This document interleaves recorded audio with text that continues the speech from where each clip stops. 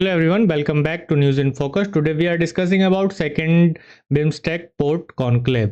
तो आज हम बात करेंगे कि न्यूज़ में क्यों था। तो second India's hosted the second BIMSTEC port conclave in Visakhapatnam में अभी ये कॉन्क्लेव हुआ और इसे इंडिया ने होस्ट किया है। और इसका एम सीधी सी बात है किस चीज़ को है कि जो मैरीटाइम कनेक्टिविटी है उसको मजबूत करना है और सस्टेनेबल डेवलपमेंट पूरा जो BIMSTEC रीजन है या बे ऑफ बंगाल रीजन है उसमें इम्प्रूव करना है। इसका थीम क्या रहा? Navigating the future, blue economy, innovation and sustainable partnership इसका थीम रहा है। और इसका इंडिया के लिए क्या सिग्निफिकेंसेस रहे हैं, क्या क्यों महत्वपूर्ण है, क्यों इंपॉर्टेंट है, तो ये इंडिया के लीडरशिप को बूस्ट करता है बे ऑफ बंगाल रीजन में। और इसके साथ साथ इंडिया का जो सागरमाला गोल प्रोजेक्ट है उसको भी बढ़ावा देता है जिससे कनेक्टिविटी और स्ट्रांग हो सके ओशन में। और इसके साथ साथ it enhance India's Indo Pacific role through stronger BIMSTEC ties.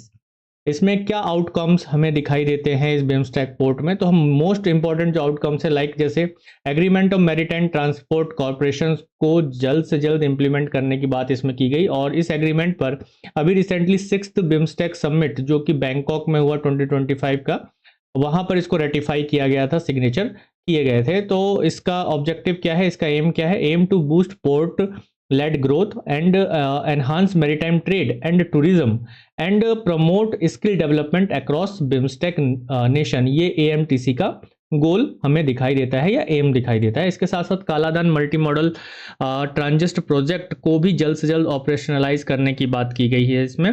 और इसका जो एक स्ट्रेटेजिक कॉरिडोर है या इसका जो स्ट्रेटेजिक पॉइंट है उसको भी रिकॉग्नाइज किया गया।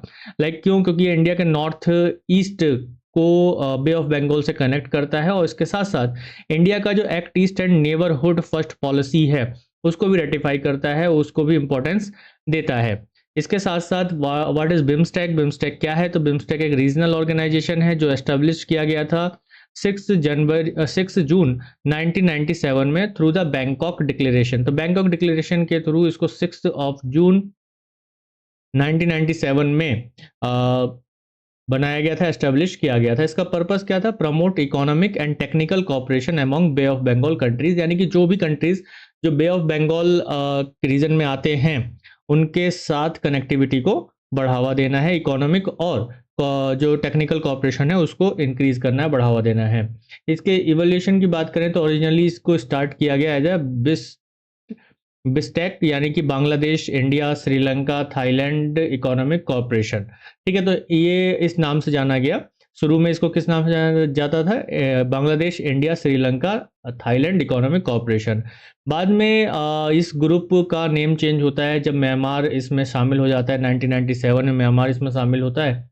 और उसके बाद इट वाज रिनेम्ड बिम्स्टेक इन 2004 में इसे बिम्स्टेक के नाम से जाना गया। क्यों? क्योंकि इसमें नेपाल और भूटान भी शामिल हो जाते हैं, जुड़ जाते हैं। और थर्ड बिम्स्टेक समिट जो 2014 में होता है, तो बिम्स्टेक सेक्रेटरिएट को एस्टेब्लिश किया जाता है कहाँ पर? ढाका में। तो हम ये भी कह सकते हैं कि इसका हेडक्वार्टर का ढाका में, बांग्लादेश, ढाका बांग्लादेश में स्थित है। जो थर्ड समिट में सेक्रेटरिएट इसका बनाया गया।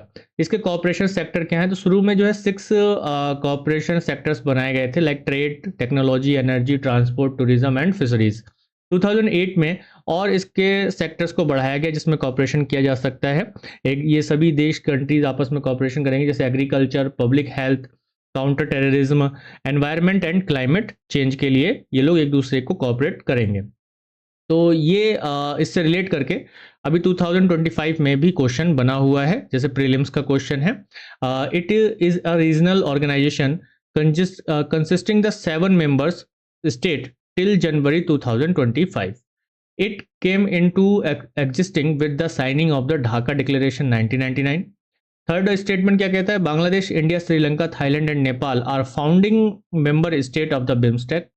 इन BIMSTEC the sub sector of tourism is being led by India. तो इसमें ये पूछा हुआ है which of the statement given above is or are correct. तो ये बहुत इंपॉर्टेंट क्वेश्चन है। और आप अभी देखेंगे तो 2025 का जो यूपीएससी प्रीलिम्स हुआ है ना, उसमें ये क्वेश्चन बना हुआ है बिम्स्टेक को लेकर। काफी लंबे समय से लोग बिम्स्टेक का जो एक आप देखेंगे कि कई बार ये देखने को मिला है कि इसका रिलेवेंस कम होता जा रहा है, कम हुआ है, लेकिन ये रिसेंटली न्यूज़ में रहा है, इसका अभी मीटिंग भी हुआ, समिट भी हुआ और इस बिम्स्टेक एक बार फिर से उभरता हुआ ग्रुप दिखाई दे रहा है वर्ल्ड लेवल पर। तो सीधी सी बात थी, यूपीएससी इससे क्वेश्चन पूछता ही पूछता, तो इसका आंसर क्या होगा कमेंट करके आप लोग ज़रूर बताइए।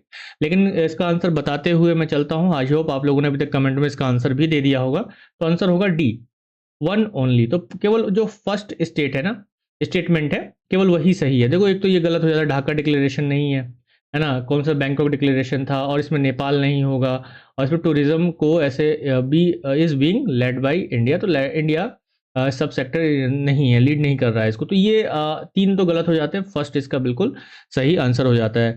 So thank you everyone, thank you very much last तक बने रहने के लिए। और मेरा नाम त्रिभुवन जय सिंह है, आप मुझे इंस्टाग्राम पर फॉलो कर सकते हैं और इसके साथ साथ चैनल को सब्सक्राइब करना ना भूलें, क्योंकि हम यहाँ पर बात करते हैं नॉलेज की, और यूपीएससी में आने वाले जो क्वेश्चंस हैं, कौन से ऐसे टॉपिक है जिनसे हमारे क्वेश्चंस बन सकते हैं प्रीलिम्स एंड मेंस में, उस पर डिस्कशन करते हैं। So thank you everyone, thank you very much. I hope आपने इस सेशन को एंजॉय किया होगा। एंजॉय किया है तो कमेंट में जरूर बताएं, और लाइक करना ना भूलें, शेयर करना ना भूलें अपने दोस्तों में, और सब्सक्राइब करना तो बिल्कुल भी ना भूलें। तो थैंक यू एवरीवन, जय हिंद।